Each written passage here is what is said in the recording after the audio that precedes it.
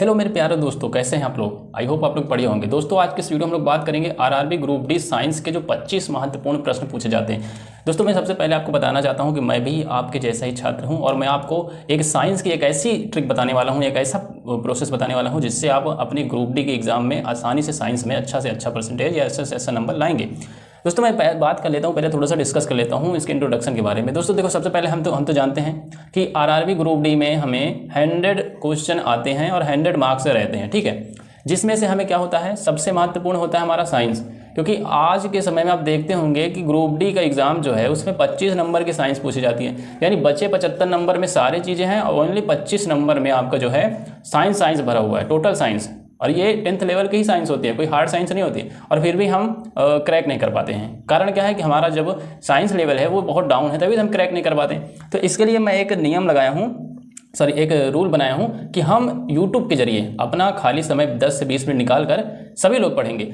RRB group D science के लिए 25 question every day daily मैं अपने यूट्यूब चैनल पे डालूंगा। आपको पढ़ना है बस। अगर आपके पास कहीं से भी 10 से 20 मिनट समय निकाल लेते हैं तो आप उसे ईयरफोन या कहीं पर भी शांति जगह पे बैठ के उसको एक बार देखेंगे, पढ़ेंगे तो आसानी से आपको वो समझ में आ जाएगा, ठीक है।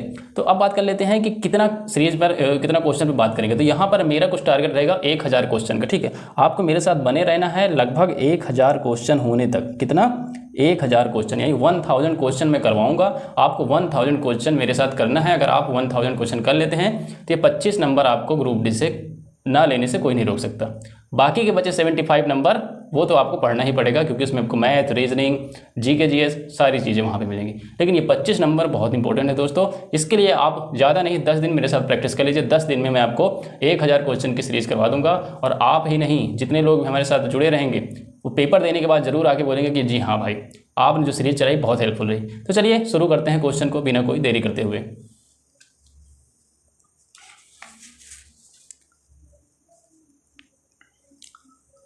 तो सबसे पहले हम आ चुके हैं अपने क्वेश्चन नंबर 1 की तरफ। हमारा आज का पहला क्वेश्चन जो देखने के लिए मिल रहा होगा आपको, पहला क्वेश्चन है, निम्न में से अलेक्जेंडर ग्राहम बेल द्वारा किसका आविष्कार किया गया। देखिए दोस्तों, आपको इसमें 4 ऑप्शन मिलेंगे, लेकिन मैं यहाँ पे 4 ऑप्शन लेकर नहीं आया हूँ, क्योंकि अगर मैं 4 ऑप्शन लिखूंगा तो आधा से ज़्यादा समय मेरा लिखने में चला जाएगा। इसलिए मैं आपको समझाने के तौर पर मेन क्वेश्चन लेके आया हूँ, इंपॉर्टेंट क्वेश्चन लेके आया हूँ और उस क्वेश्चन का आंसर बताऊँगा, ठीक है। अगर आपको याद नहीं करना है, अगर आप इस क्लास को देखते हैं तो आप, अगर इसमें 25 क्वेश्चन है तो आपको 20 क्वेश्चन तो याद हो ही जाएंगे, ठीक है। तो चलिए अब देखते हैं। जैसे कि यहाँ पे क्वेश्चन दिया है, निम्न में से अलेक्जेंडर ग्राहम बेल द्वारा किसका आविष्कार किया गया है। तो आपको बताना है कि इन्होंने किसका आविष्कार किया है, टेलीफोन का। किसका आविष्कार किया है? टेलीफोन का आविष्कार किया है, ठीक है। याद रखना है, टेलीफोन का आविष्कार किसने किया है? Alexander Graham Bell. बहुत ज़्यादा इंपॉर्टेंट क्वेश्चन दोस्तों, हर एक एग्जाम में ये क्वेश्चन परेशान करता है सभी को, ठीक है। दूसरा प्रश्न है हमारा, मानव शरीर में भोजन एक सतत नली से गुजरता है जो डैश से प्रारंभ होकर गुदा तक जाती है। कहाँ से प्रारंभ होती है? अगर आप जो आपका ये है, मानव शरीर में भोजन एक सतत नली से गुजरता है, ठीक है। जब मानव शरीर है, जब उसका पाचन तंत्र जब होता है तो सबसे पहले मानव शरीर में जो भोजन होता है कहाँ जाता है? मुख में ही जाता है ना। मुख से ही तो पूरे शरीर में जाके वो पाचन करता है। तो जब आपका जो भोजन है वो मानव शरीर के अंदर सबसे पहले कहाँ जाता है? मुख में जाता है। तो इसके लिए इसका आंसर क्या हो जाएगा? मुख गुहा हो जाएगा। क्या हो जाएगा? मुख गुहा। वहाँ पर आपको जो है एग्जाम में 4 ऑप्शन मिलेंगे, उन 4 में से एक में कहीं मुख गुहा होगा, उसी पे आपको टिक करना रहेगा, ठीक है। तो मुख गुहा से होकर जाता है। अगला क्वेश्चन देखते हैं। अगला क्वेश्चन है, पोषण का वह तरीका जिसमें जीव मृत और सड़े हुए पदार्थों से पोषण तत्व ग्रहण करते हैं, डैश पोषण कहलाता है। कौन सा पोषण कहलाता है? जो मृत और सड़े हुए पदार्थों से। याद रखना, जब मृत और सड़े हुए पदार्थों की बात करें तो मृत जीवी पोषण कहलाएगा। कौन सा पोषण कहलाएगा? मृत जीवी, ठीक है। मृत जीवी पोषण कहलाएगा, मृत जीवी पोषण कहलाएगा, याद रखिएगा। अगला क्वेश्चन है, किस विटामिन को थायमिन के नाम से भी जाना जाता है? किस विटामिन को थायमिन के नाम से जाना जाता है? तो याद होगा आपको, विटामिन B1, ठीक है। विटामिन B1 याद रखिएगा, बहुत ज़्यादा इंपॉर्टेंट है दोस्तों, विटामिन B1। इससे भी आपके सवाल बनते हैं। तो फिलहाल अभी हम जहाँ तक सीरियल बाई सीरियल पढ़ रहे हैं तो सीरियल बाई सीरियल ही पढ़ेंगे। मोस्ट इंपॉर्टेंट क्वेश्चन को सबसे पहले करेंगे, ठीक है। आगे के क्वेश्चन पे बढ़ते हैं। 5वां क्वेश्चन है हमारा, मोबाइल फ़ोन का आविष्कार किसने किया था। अब बताएंगे मोबाइल फ़ोन का आविष्कार किसने किया था। बहुत ज़्यादा इंपॉर्टेंट क्वेश्चन। मार्टिन कूपर का नाम सुने होंगे। किसने किया था? Martin Cooper, Martin Cooper. Martin Cooper ने मोबाइल का आविष्कार किया था, ठीक है। और टेलीफोन का आविष्कार आपने पहले क्वेश्चन पे देखा किसने किया था, अलेक्जेंडर ग्राहम बेल ने किया था। आप इसको 2x पर लगाकर भी देख सकते हैं, ठीक है। अगला प्रश्न है, देखिए, वायुमंडल में ओजोन को मापने के लिए यूवी स्पेक्ट्रोफोटोमीटर किसने विकसित किया था। यूवी स्पेक्ट्रोमीटर वायुमंडल में नापने के लिए तो आपको पता होगा डॉप्सन ने। तो कौन, पूरा नाम क्या था इनका, गार्डन डॉप्सन था। क्या था, गार्डन डॉप्सन, गार्डन डॉप्सन,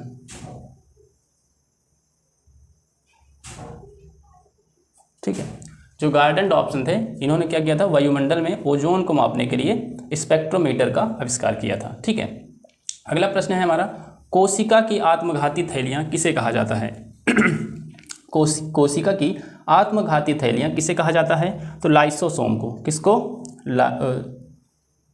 हाँ लाइसोसोम ही होता है, सही है, लाइसोसोम, लाइसोसोम को, लाइसोसोम को कहा जाता है कोशिका की आत्मघाती थैली, ठीक। आगे प्रश्न पर बढ़ते हैं। अगला प्रश्न देखिए, निम्न में से किसके अभाव के कारण कमजोर अस्थियां और दंतक्षय होता है। ये बहुत ज़्यादा इंपॉर्टेंट है, कमजोर अस्थियां और दंतक्षय। कमजोर अस्थियां समझते हैं ना, कमजोर अस्थियां यानी कि हड्डियों की बात हो रही है, तो सबसे पहला तो कैल्शियम हो जाएगा आपका। क्या हो जाएगा, कैल्शियम हो जाएगा। अगर और भी ऑप्शन रहे यहाँ पर, मेन तो इसका कैल्शियम है, अगर और भी कुछ रहे तो विटामिन डी भी आप यहाँ पे यूज कर सकते हैं, ठीक है। विटामिन डी अगर ऑप्शन में हो तो, पर पहला नंबर तो कैल्शियम की कमी से ही आपकी अस्थियाँ जो हैं वो कमज़ोर होती हैं, आपको पता होगा। आगे प्रश्न है, आयरन की कमी से क्या होता है। आयरन की कमी से एनीमिया रोग होता है, सबको पता होगा। एनीमिया जो रोग होता है वो आयरन की कमी से ही होता है, एनीमिया, ठीक है। एनीमिया जो होता है वो आयरन यानी खून की कमी से होता है। अब बताइए, पिस्तौल का आविष्कार किसने किया था। जो रिवाल्वर होती है उसका आविष्कार किसने किया था, सैमुअल कोल्ट ने। कौन, सैमुअल कोल्ट, ठीक है। सैमुअल कोल्ट थे, ठीक है, हाँ सैमुअल कोल्ट थे। सैमुअल कोल्ट ने किसका आविष्कार किया, पिस्तौल का आविष्कार किया। अब हम अगले प्रश्न पर बढ़ते हैं।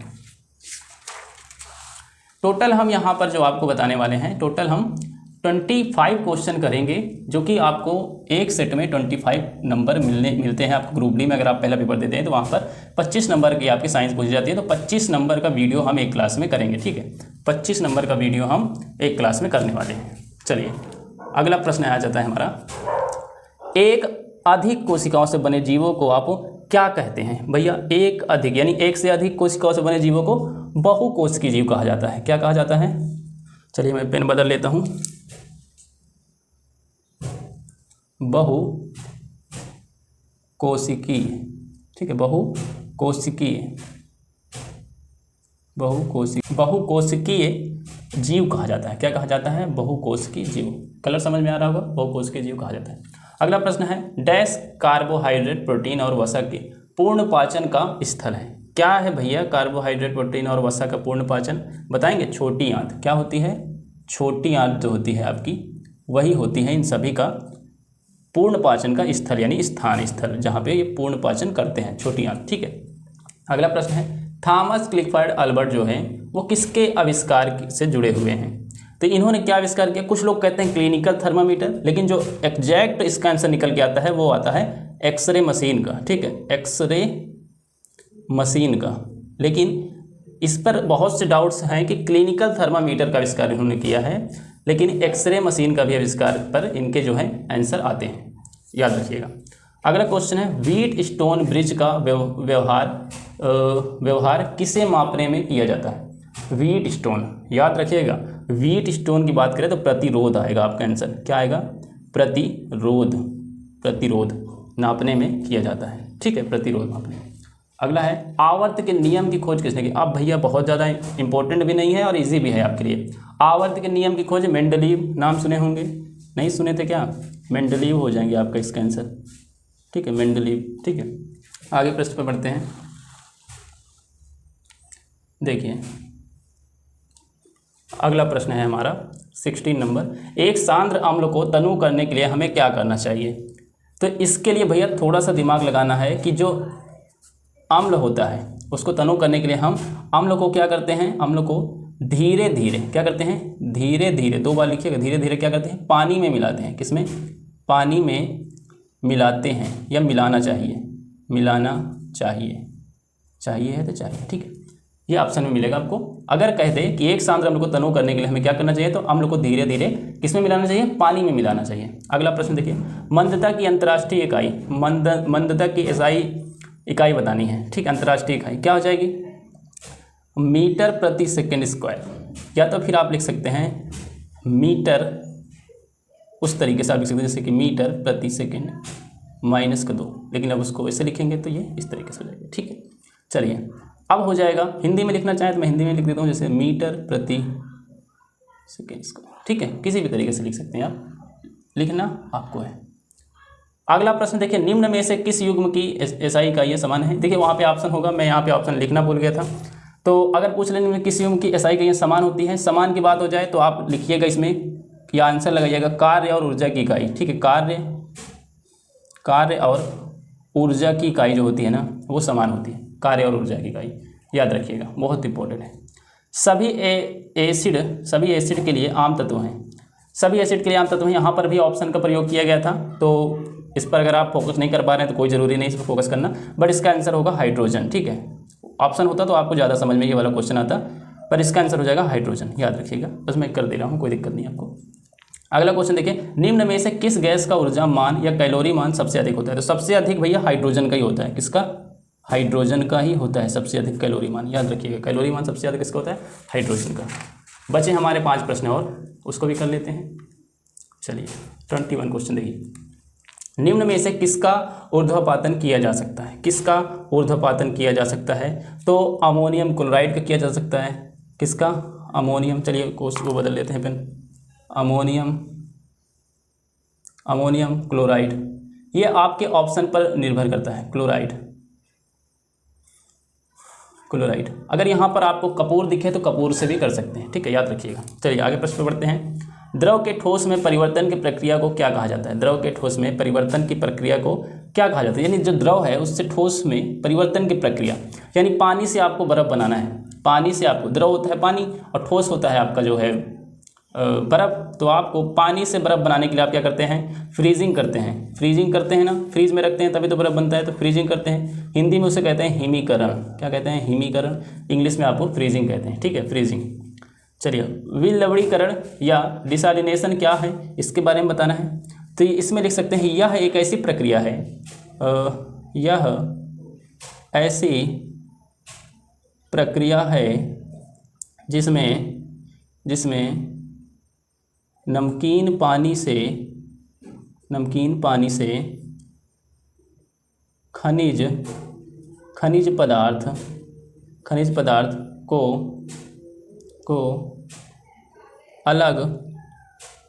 अलग कर लिया जाता है। लिख लीजिएगा, मैं बोल दे रहा हूँ, अलग कर लिया जाता है, ठीक है, अलग कर लिया जाता है या अलग कर लिया जाता है, ठीक है। चलिए अगला क्वेश्चन है, निम्न में से कौन सा सामान्य तापमान पर द्रव अवस्था में होता है। तो वहाँ पर भी आपको ऑप्शन दिया जाएगा, बाकी इसका जो आंसर हो जाएगा वो हो जाएगा गैलियम। क्या हो जाएगा, गैलियम। जो गैलियम होता है ना, ये क्या होता है, सामान्य तापमान पर द्रव अवस्था में होता है, गैलियम।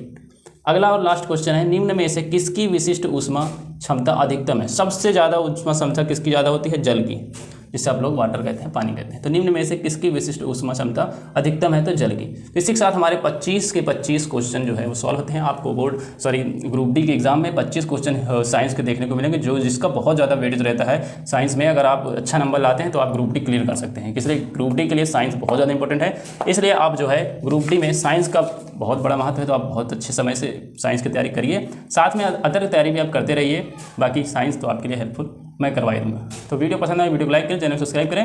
मिलते हैं अगले वीडियो में धमाकेदार वीडियो के साथ। प्लेलिस्ट बन गई है। जय हिंद, जय भारत।